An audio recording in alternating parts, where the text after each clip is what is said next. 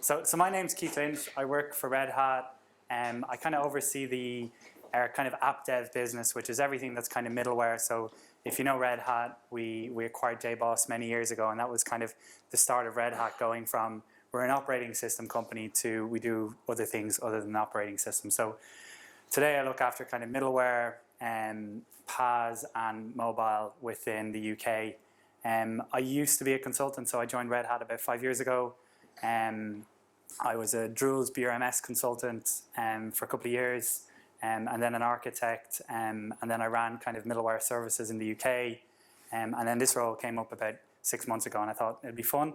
I don't do as much hacking as I used to, but I talk about a lot of stuff a lot more than I used to. So I'm not as much behind the keyboard. Well, I am, but it's mostly emails and and calling people.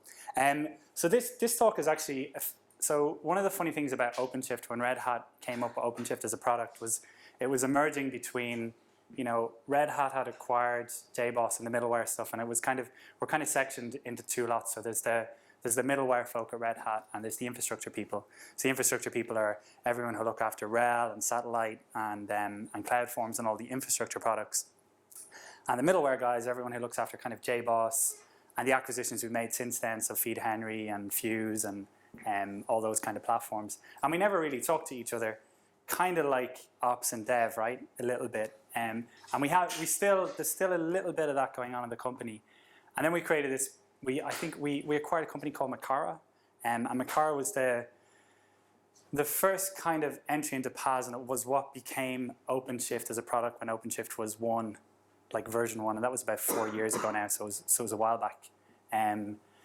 But OpenShift started becoming popular probably about 2 years ago with OpenShift 2, and then OpenShift 3 is kind of rebasing the whole concept of OpenShift with Docker and Kubernetes, because kind of that's where the market was going.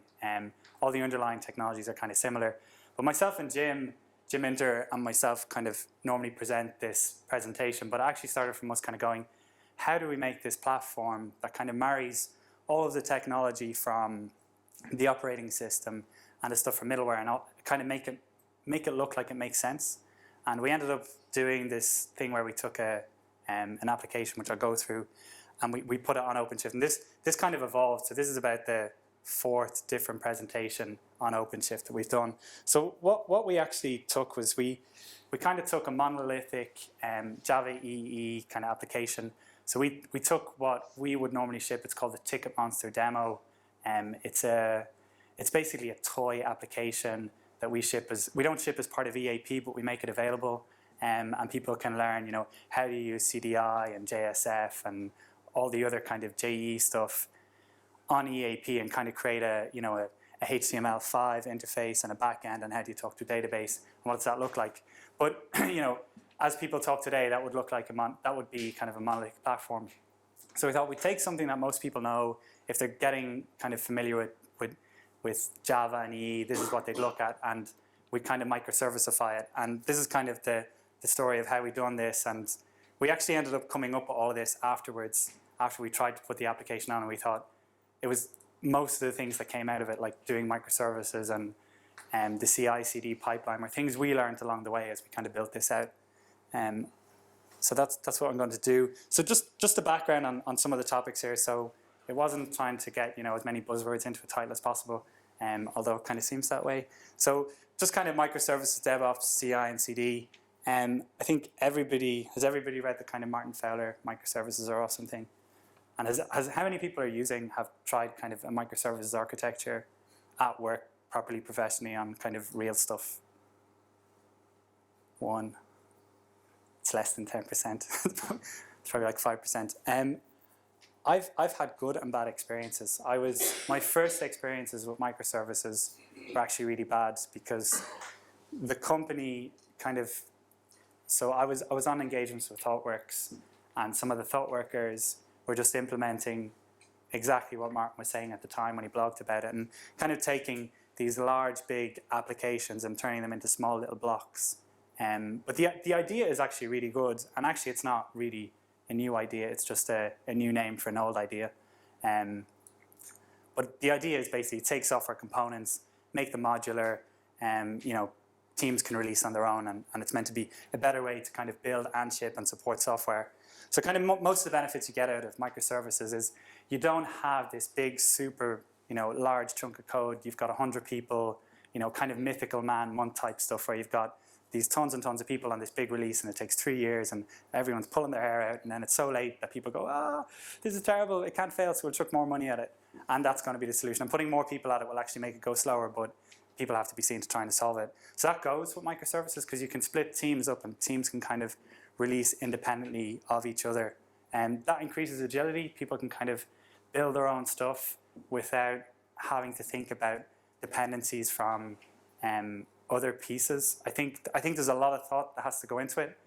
And one of the things that, when you research this stuff, I done a CS degree, and you learned that kind of, increased cohesion and decreased coupling is the right way to do software. That's from an article that was written, it was called Structured Design, and it was written in 1974, 6 years before I was born. So that for me, like increased cohesion and decreased coupling is really what microservices are. It's just really good software engineering principles, and applying them kind of at scale, or building stuff up. The real value of this is kind of, has anyone read the Amazon stuff that they kind of talk about the 2 pizza rule? Has anyone heard about that? So it's basically, the idea is, if you have a software development team who are working on a module, 2 pizzas should be all you need to feed the entire team. And that's the rule they kind of go with Amazon. That's actually really good, right? Because if it's less than that, you're probably, it doesn't, 1 person, 2 pizzas is probably, that's probably not right. It's probably 3 or 4 people, or 2 to 4 people. That's the kind of size. And from working in software development teams, from experience, having 3 to 4 people, one, you avoid bus factor. So, if it's one guy, bus hits him, your project's gone, right? And you have to get someone in, and if someone has to kind of analyze the code and go over what was there, having a number of people that can understand, from kind of top to bottom what the module is, can go in, fix it, can re-architect it if it needs re-architecting. That's actually really valuable. You kind of get this, Conway's law, where the structure of an organization is actually how the software ends up being built, because software ends up modeling the organizational structure of the organization that builds the software, which is really funny, but it's true, and it's kind of, well, it's a law, it's not a real law, but it's a law that someone stated, and everybody says it's Conway's law. So I think that's good. I think the other good thing about microservices, people can do fun and new things. So, you can build a component, you can finish it. It's not really done. Other people can, contribute into it. They can fork it. They can send pull requests. You may have to kind of support it going forward, but you can go on to something new and create a new component and kind of work on something else. So you're not stuck in this 500,000 lines of code conundrum, and you're just like, I have to work today on some bug that someone randomly assigned me because my manager told me we had a thing today. So I think that's a really good element to microservices. There's a blog post here, this auto.de, I thought was really good. I only read it about 2 weeks ago. Well worth reading. The structured design thing is also well worth reading. One thing I would say, I normally don't put this up when I have my sales head on and I'm out with the team. I generally don't, they say don't give kind of bad negative advice, but the negative thing I've seen about microservices is kind of, there's a cargo cult around it where people kind of go, cargo cult is an idea that kind of came from Asia, where poor people saw rich people coming and they tried to imitate what the rich people were doing, and they thought they'd get rich in the process. People tried to do that with microservices and they get it wrong. This project on microservices, they're really lucky, and they done really well. Just because you start using microservices doesn't mean you're going to succeed.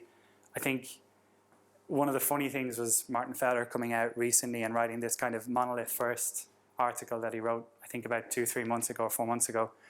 And it's basically the kind of, I think the learnings that they've had in ThoughtWorks of people actually trying microservices and failing.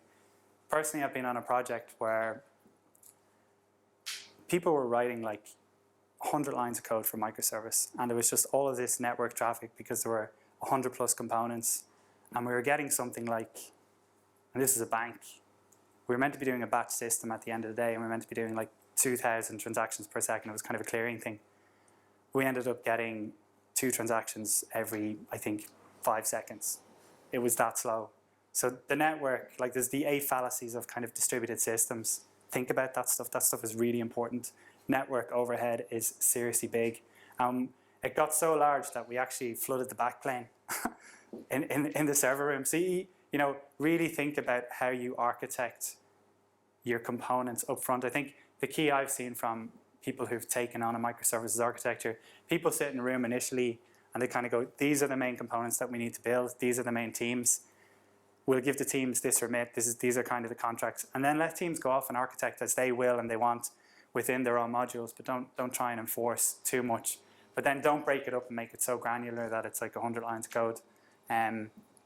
Some of this is kind of my opinion, but it's my opinion from what I've seen. I think try to keep 5,000 lines to 10,000 lines of code is probably good, because I think you can, from experience, I personally can see that in my head, and not all 5,000 lines, but I've had 5,000 to 10,000 lines of code in stuff, and I've been able to maintain that. I think that's probably a good barometer. More than that's probably getting too much. Less than 1,000 is probably getting too granular, or less than 100 is definitely too mad. You do have increased complexity, so obviously more services calling each other, there is increased complexity. The kind of a fallacies of distributed systems, you are going to have, you can't just assume the service is up. Services have to, there's a dependency of service X called service Y, which depends on service E. So how do you start those all up in order? And that will have an operational overhead in how you roll out and how you provision and how you start up your services. So just be aware. In terms of DevOps, everyone's talking DevOps. I go into a lot of my clients these days and I see the operations team, and they're not called the operations team, they're called the DevOps team, which is kind of funny because the developers are sitting somewhere else. Some of the places that are doing it really well, I've seen they actually take the guys from operations, they don't sit them any longer in operations, and they lend ops people out into the dev teams for a couple of months, and then they cycle them back through. That works really well. And the ops team kind of come up with the DevOps model and the standards and kind of the goal builds and what people should be using. And they go into the dev teams and they kind of reiterate and refine, because they get the experience from the dev, and they teach some of the dev teams how they should be building and releasing their code. So the idea is, it should be one team, and one team should be owning it all the way through. There was a State of DevOps report that Puppet Labs done in conjunction with, I think, ThoughtWorks and who's the guy who wrote Kim? The guy who wrote the Phoenix project? Anyone read the Phoenix project? No? It's kind of a book about DevOps that got popular, even though DevOps is kind of an old thing. But Gene Kim. So they do this, Puppet Labs do this report. I think there's 9,300 organizations that they put this survey out to. And basically, it kind of asks, what are you doing right? What works? And are you happy with DevOps? And how would you rate yourself on a level of kind of DevOps success? So Gene Kim got this list, and he sorted it by the people who were doing the best, and he took the 5 behaviors that were common to the people that were succeeding. And these are the 5 behaviors. And a bit of this kind of cargo cult, but actually I think doing these things will force you to do certain things. So doing peer review is really important. Having other people review code before it goes to the next level, before it gets integrated or before it goes out to production, that's pretty key. And it also says you have communication in your teams. Less management approval required to push stuff through. That's pretty important. You don't want to have, I was in a talk yesterday with a client and they showed me this massive kind of graph that showed how many manual processes there were to do a release. And it was something like 110. How long it's going to take them to do a production release. And each one's probably a day, right? So they only do one release a year, and each one of those steps takes 3 days. It's just painful. Everyone knows it. Everyone here, mostly developers here, right? Mostly, so everyone knows that pain. Rigorous automated testing, I think, is a really key thing. My experience from projects that are running well, if people are taking an agile approach, doing stuff like behavior-driven development testing or acceptance test-driven development, if you're kind of going from a software engineering background, you'd call it acceptance testing. So is the product ready? Yes, it is. I've accepted it. They're the same thing. It's just basically automatically having a whole suite of regression tests that you can fire at your application. And you don't have to sit 100 testers down who click buttons. It saves you so much money because you don't have to pay for the 100 testers anymore. They don't sit there. You just run a script that runs through all of your kind of stories. So if you're running an agile project, each story that you're delivering kind of is actually executable and either points the mouse along using Selenium and points to a UI and does stuff and takes people through kind of a user story, or if it's an integration project, it fires a SOA request and it's like, as a service that will consume this, I want to call this SOA endpoint so that I can do something. The ability to create entire environments on demand is also pretty key. So a lot of people have been using provisioners. I heard someone was talking about Chef earlier. So having the ability to spin up entire environments and not have to go and go, can I have a server, please? And that to take 9 months because the person who does, allocates infrastructure as a service at your company, that's really, really key. And then a thing that comes out of that is then just if you have kind of the ability to create entire environments plus less management approval required, you will have one-click deployments. And that's literally a point where you kind of go, click a button, environment created, the entire thing, VMs, provisioning the OS, provisioning your application on the OS, doing all the security. What I'm going to show in this demo doesn't have all 5 things, but it has these 3 things. I think if you were doing peer review, it would be really easy to add in something like Gerrit for peer review. And if you want to build in kind of rigorous automated testing, it'd be very easy to do that with just putting BDD tests on it. So we didn't go all the way. So TicketMonster. So it's kind of a toy application, right? And it kind of rips off a company that sounds very similar to TicketMonster. But this is this is what it looks like as an example. So you can go and book tickets, see venues and events. What it looks like as an application is this. So how many people here are Java developers or use Java? So this will be familiar to most of the audience. What are the languages there? What? What are the languages there? Well, there's JavaScript, actually. Java and JavaScript. They're not the same. And there's SQL if you're into the whole SQL thing, if you're a DVA.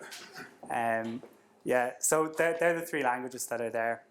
So there's a HTML, AngularJS front end, and there's kind of CDI, which is dependency injection stuff, EJBs, JAX-RS, which are kind of web services for RESTful web services, and then there's a persistence JPA talking to a MySQL backend, this is your kind of typical MVC JE kind of application. Anyone who's doing JEE, they used to be JSF if you were using JSF, but people are Angular and HTML5 these days. So the first thing we done was we took all of the Java EE stuff and we just made that one service. So we took that, we refactored it out, made it its own project. It had its own Git repository, and we had it on its own. And then all that stuff just talked to the database in the back end. And the database became its own Git repository with config. Probably worth just saying here, everything here is a Docker container. So each Git repository ends up, becoming a Docker image, which then runs as a container. We created a reverse proxy with HA proxy. We ended up finding out that we didn't need that at the end, but so be it. When you started off this, we done that. We split out all the static web content as well, so everything that's on kind of web pages and is user navigable. We split that out, and all of the HTML5 front end. What that meant was that people could make changes to the front end without changing any of the back end services and those releases. Those changes could be made independently, which I think when we started doing this, that's actually the biggest value here. Teams can do stuff independently and can release independently. We also thought it'd be interesting because we're a product company, we threw in more product here. But we thought it'd be interesting to put kind of an event bus on this and throw in ActiveMQ and Camel. So we put in a broker and kind of created an event bus. So every time someone booked a ticket, there was a book ticket event with the name. And then we used the Camel route to take the message off the queue and turn that into an email that said, you've just booked your ticket, well done, which wasn't in the original app. But you could scale that, and you could have event bus that does lots of things and could do CEP over all the events you're kind of doing. So just in terms of who's doing continuous delivery, anyone doing CD here? Paul? It's like everyone's doing it but not talking about it. Yeah, I think people, the idea with CD is everyone wants to be doing continuous. I think there's a difference in my mind between continuous delivery and continuous deployment. One's like, some people like Facebook kind of go, we continually deploy to production, and someone writes something and we do A/B testing and we have a version here and kind of canary deployments. And I think most banks and financial services institutions don't want to go towards continuous deployment. It's more being able to continuously deliver stuff, and then it's a check if the operations team for production will say, well, actually, we want to schedule this in at a reasonable time. We don't want to be doing deployments every day or 5 times a day. But the ability to deliver 5 times a day or 10 times a day or 50 times a day is actually really powerful. So getting to continuous delivery is key. So how do we do this with OpenShift? Well, first of all, infrastructure is a service layer. We don't really care. So it doesn't matter what it runs on. It could run on, bare metal, it could run on Amazon. This could run on OpenStack. It could run on any infrastructure as a service platform, Azure, whatever. OpenShift kind of sits above that. It runs inside of RHEL. You can then run that as a VM. What we found is for developers will generally want to have their code as close to the keyboard as possible. I've often found when I was developing before, what used to annoy me was, when I was at startups, it was really easy because you had everything on your machine. And then I kind of came over to the UK and I started working for these financial services companies where, no, the database is over there and you have to get time to use it. And I was like, fuck, can I not just spin up and can I have like a seed data that I can inject in? It's actually really powerful to be able to recreate the entire environment on your desktop and be able to use it. Or you're just disconnected from the internet, right? You're on a flight or you're on a train to work and your commute takes you 2 hours and you want to hack something together on the way because you kind of had an idea. That's a really powerful way of working because it allows you to test your ideas independently of being connected to the whole internet and the world and the corporate network. Some people have mocks and stuff, and mocks are okay to a degree, and some of what I'm going to show you here kind of has mocks in it. But the idea would be on a developer machine, you would have your own OpenShift environment, and you basically, as a developer, you kind of check out the project that you want to work on. So if you wanted to work on, for example, making a change to the, let me pick one, the web server, and you want to make a change to the static content there and change one of those sentences that you saw on the web page, you'd do a git clone. You would clone from the OpenShift environment on your machine. Then you would make a change. Then you would push that in and commit it, and then that goes in. And then that basically OpenShift will then build it for you, put the image in, and your whole environment will have it. So as a developer, you can kind of turn your changes around quickly because you can kind of test them and push them out into your local environment. One thing I didn't talk about was kind of the software kind of development support infrastructure. So you would have hosted kind of a Git, a Jenkins, and a container registry. I think I asked Paul earlier, he said, you guys have had talks here on Docker, right? People know Docker? Okay. Once you do a build of a Docker image, you have to put it somewhere. So it's like Maven and Nexus. So for Java devs, you'd have a Nexus repo. You kind of need the same thing in the Docker world. Once you create a Docker image, you need somewhere to store it. You need a version, and then so other people can use it basically. So anyone using Git Flow for how they're doing their software development? Like if they're everyone's using Git, right? Or most people are. Yeah. So Git Flow is a way of working. It's a practice of working with Git and between teams. You'd normally have an integration stream or a development stream, and everyone merges into dev. So the developer at some stage will go, I've finished with my stuff, and I'm going to push into development or integration. And that gets pushed in, and that's where you share with your other, that's where you share with your colleagues. And that would normally be a shared environment. So that would be an OpenShift environment aside, normally sitting on, somewhere in the data center or somewhere in the cloud. You push stuff in, and other developers and everyone else will be able to see that. At that point in time, Jenkins on this instance will create a build. It will, the result of that build, for example, if we go through the web server where we've made a static change, that will end up creating a Docker container, and the container will go into the container registry up here. So as part of kind of a build, you'll get a new container in the container registry with a new version. At that point, you want to promote. Now, as part of this, we just promote straight to production because that's what you do, right? in a normal kind of thing, you'd probably have a QA or a pre-prod before this.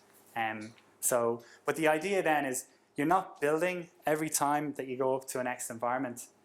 A push to a next environment is just a Docker image and container that just started. So it's just like a Docker run. And if anyone's done kind of Docker run stuff, you'll know that it's literally, it's a couple of milliseconds to start running something. It's not I have to initialize and I have to start all this stuff and I have to download the internet and, do things. It's literally everything's there ready to go and it just runs.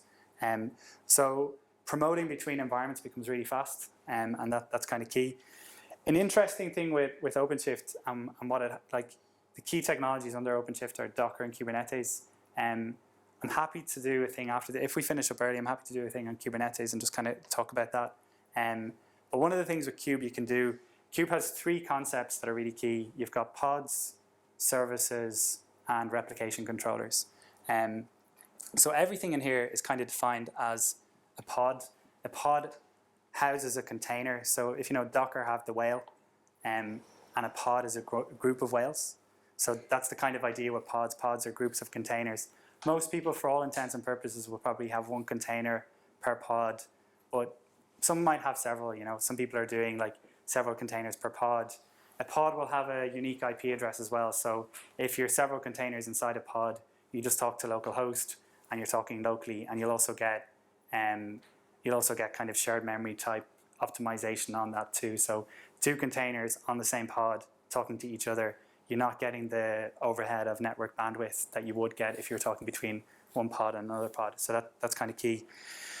Services can be defined, and it's almost like a variable.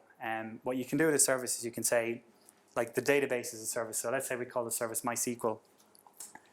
For dev and integration, you might have a MySQL that's generated in the PaaS, but actually in production, that might be a MySQL instance that's been running for the last 10 years and has the keys to the farm basically. So actually, Kubernetes in prod will just point to that, and none of your other containers really care. So everything else running is just normal. So in terms of what you would develop, you actually don't need to know. You just need to know the name of the service. And then, different configuration data is obviously injected into each of these, so that would be a little bit different. Another function of what you can do with replication controllers, you can say replication controllers drive things towards a desired state. So you can say the web server needs 2 replicas, and the reverse proxy needs 2 replicas. So in Kubernetes v1, there's not auto-scaling yet. You could have a container or a pod that that monitors certain things, and all of this is basically REST serviceable. So you can change the replication controller and set replicas dynamically. So you could have a pod that listens and says, I've detected that response time is greater than 500 milliseconds. Replicas for the web server needs to go up to 4 from 2, and then again scale down if the response time goes really low. So this allows you to do things like have almost auto-scaling. They are going to bring proper auto-scaling into Kubernetes, I think, the next version, which is coming in a couple of months. But it's kind of cool because you can at kind of deployment time, you can say how many pods or how many replicas you want of a certain thing, and that's kind of cool. One of the interesting things I found, I was talking to the ActiveMQ guys, if you've ever done failover or HA, you kind of go, well, I'll have this instance here, and I'll have this instance here, and this guy's the active, and this guy's the passive. And if the active fails, the passive takes over, right? With Kubernetes, if you have a replication controller, you just say, I want always there to be 1 replica. I want there to be 1 at any one time. So the actual replication controller looks after the high availability. You don't need an active passive. You just need the replication controller to say, for this specific broker, just have me 1 all the time. And if he fails, just kill it and spawn up a new one. And that's kind of cool, right? Because before you would have to get into a lot of stuff to kind of do something that complex. So just in terms of a demo, what I've not done is I've not been as adventurous as Mark. The demo gods have killed me too many times in the past. So this is kind of a recorded video. just of going through what the application is. So here we click through events, and you can kind of see the events, go through and see the venues, then go through and see bookings. If there were bookings, you could see bookings here, and that's just kind of calling through to the back end. So that's kind of the application. OpenShift itself, this is what it looks like. So after you log in, this is what you'd see inside a kind of an OpenShift console. So this is kind of all of your projects. Demo would be kind of your development type project. Here we just had one OpenShift instance with multiple projects. What I explained earlier, you probably, I was talking about having different instances. So an instance on a developer machine, it probably wouldn't look like this because the instance on the developer machine would probably just have demo. Infra has all of the software development support stuff. So that's kind of Jenkins, Gogs for a Git repository, and Nexus. And then integration is the integration environment, and prod is the production environment. So clicking through to integration, here you can see like the AMQ broker. Each pod has its own IP address. So you can see the broker, and here we have, which service? The, am I blind? The database. I am blind. One of the interesting things about Kubernetes is everything is tagged. So what you can do is you can basically go and look for, I just want to see the application stuff. So here we go and look at the email route, which is kind of part of the application, and the REST services, and also kind of the integrationexample.com is all the static content. So that's integration. This is also just showing the ActiveMQ Hotio console. This is where you can kind of look inside of AMQ and see all of your messages. So there's a click through within the console to kind of go into if you have an ActiveMQ broker. Also, if you're using Camel and Fuse, you can go in and see your Camel routes and how many messages have gone through and what your route looks like. So this is kind of taking from ActiveMQ bookings and then basically sending an email out after doing some kind of manipulation on the message that came in. In terms of kind of continuous delivery, how many people have seen this before, like the build pipeline? Yeah, lots of people. There's also, have people heard the build workflow or the Jenkins workflow plugin? I think the guys at CloudBees have been working on it. It's pretty cool. It's meant to be a level up from this stuff. But anyway, the idea is you basically, each one of these is a build. And we've put a manual step on this. So this button here is just a step to say, once the build has been done, so when there's been a git push after a commit, there's a build triggered off. And after that, there's a manual step to promote it to the next environment. So basically, you can go up here, you can click on the button, and it starts promoting. And what that's doing then is it's telling an environment that it's basically, we're going to take what's in integration and promote it into prod. And all that is basically taking a Docker image that's been built. So I'll just stop that here. So what we're doing is we're pulling the Docker image from integration latest. We're tagging it for prod latest, and then we're pushing it to the prod latest registry. And that's it. It's nowhere near, it's not doing a complex build. It's not doing like a whole load of unit tests for every single project that you're doing. And this is just a command line showing kind of what that looks like. I think today at the moment, some of the, if images are quite big, it can take some time depending on network bandwidth. I think the idea is kind of try and keep your images small, is kind of the learning lesson. Just to go through this, so this is now the prod environment. We've got the AMQ broker, the database service, and the interesting thing we talked earlier where we showed the kind of view where you can have two instances for the static web server. So that this is running now in 2 pods because we've selected replicas as 2. There's a pretty good demo that I saw yesterday where you can do kind of automated rolling upgrades. So if you were in this environment and you put in a new version, you can see Kubernetes basically taking 2 new pods of a new version, of version 2, and then draining down the old ones, and then spinning up and kind of hydrating the new ones. It's quite impressive actually. So this is so before we were at this, there was nothing there. And then if we refresh this, it basically has the TicketMonster example there. So that's kind of an example of taking a whole flow through. Back to presentation. So it's not a super long talk. If you are interested in this stuff, basically everything that Jim and myself built, mostly Jim, because he's an OpenShift guru, it's all on this URL here. Things I think that are worth watching. There's guys in the Fabricate. Obviously, there's the OpenShift blog, which is kind of cool. Everything that we're doing kind of with Google and with Docker is kind of around there, and what Red Hat are building as a product. The guys from the Fabricate team, so we as Red Hat made an acquisition of a company called FuseSource, and guys who came over from that, James Strachan, he was kind of the creator of Groovy, and he was also kind of the creator of Camel, pretty good guy. Rob Davies was the kind of creator of ActiveMQ, and Klaus Ibsen was kind of one of the guys who worked with James. So they've all gone. There used to be Fabricate. I'm talking to one of my customers here in Norwich. There's a difference between like Fabricate V1 and Fabricate V2.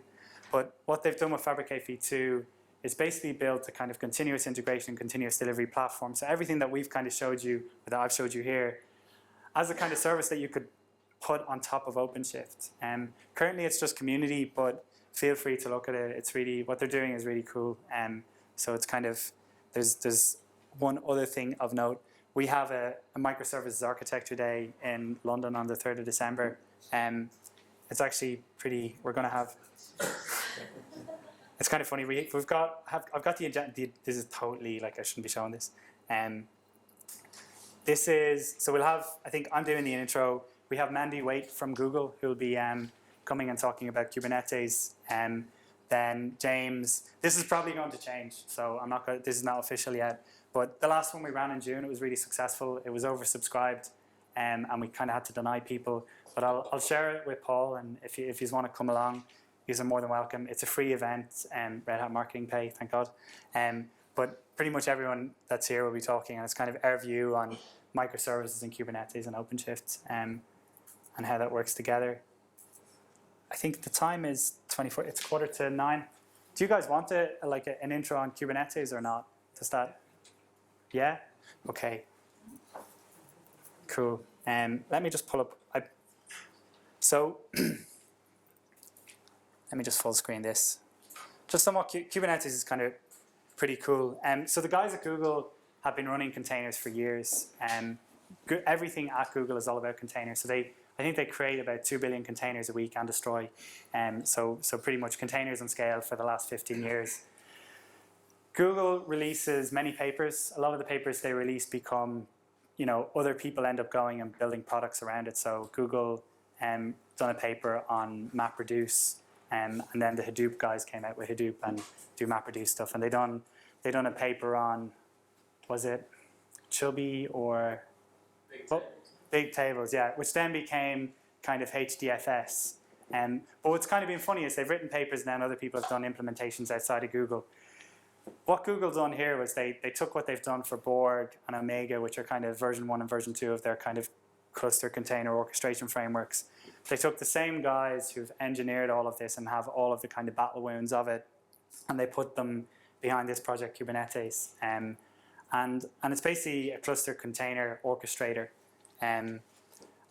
It kind of brings in Docker. So I won't go through the Docker thing because I heard most people here know. Red Hat have a thing called Project Atomic, which is kind of a really lightweight RHEL. So if you know CoreOS, it's kind of like a CoreOS it's Red Hat's version of CoreOS basically. And then we pull OpenShift, Docker, and CoreOS all together to make OpenShift as a PaaS. So Kubernetes, basically what you have is you have a master. Every kube cluster will have its own master. Then each minion is a machine on the network. So minions are funny words. Each minion will have a Docker host, and then you have pods, and pods contain containers.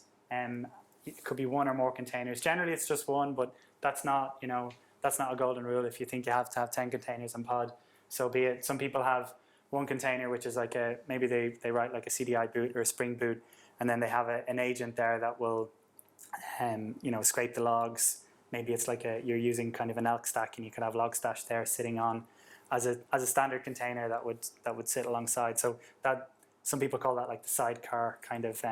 People are coming up with all these interesting ways of how you do kind of container, almost like software patterns for deployment patterns for containers. So as I said kind of earlier, pods have containers, replication controllers drive the cluster towards a desired state, and services are a way of dereferencing things. So you can abstract away a service that could be a pod on Kubernetes, or it could be a pod off. So well, not a pod off, it could be just a service completely off. So it could just be an IP address or a DNS name of something that sits off the Kubernetes cluster. I've kind of went through all of this already. Yeah, everything kind of goes through a local port. One of the interesting things, people read about the 12-factor stuff. So everything on a PaaS has to be like completely stateless. I think most enterprise customers don't really have that luxury.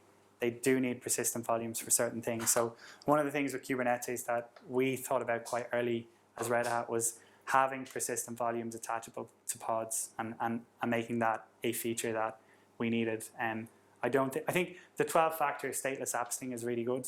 If you can go towards there, basically means you can kill, Netflix kind of go towards that model where everything is completely stateless and you can just kill stuff and have like a chaos monkey and everything will just keep on working. I think some people don't have that luxury. They do have transactionality, they do have certain things that have to happen, and they have kind of legacy. I've seen some people take their entire legacy application and containerize it as a monolith container, which is really funny as well. You might start that way as well. That's a good way to kind of maybe start going towards PaaS if you're looking at breaking it down and then taking the application, refactoring it into smaller parts. And then you might just leave the really smelly part there until it gets really old and then turn it into something else in the future. Everything is YAML with Kubernetes. So this is how you would describe a replication controller for Elasticsearch, where you'd set your replicas at 1. It's kind of pretty cool. And then each services are just, you can give them a port, you can give them address, you can give them a name, and they can either be on Kubernetes or they can be off. And I've kind of talked about the microservices thing, so that's probably about it. Any questions, or was it really boring? Yeah. Okay. If you have any questions, as I said, my email address is really easy. It's keith@redhat.com. So if there are any questions, just feel free to email me. I'll be sticking around here for like 20 minutes, half an hour until you guys wrap up. So feel free to come up and have a chat. I'm honored to be here. Thanks for kind of the invite. Really kind of thank you.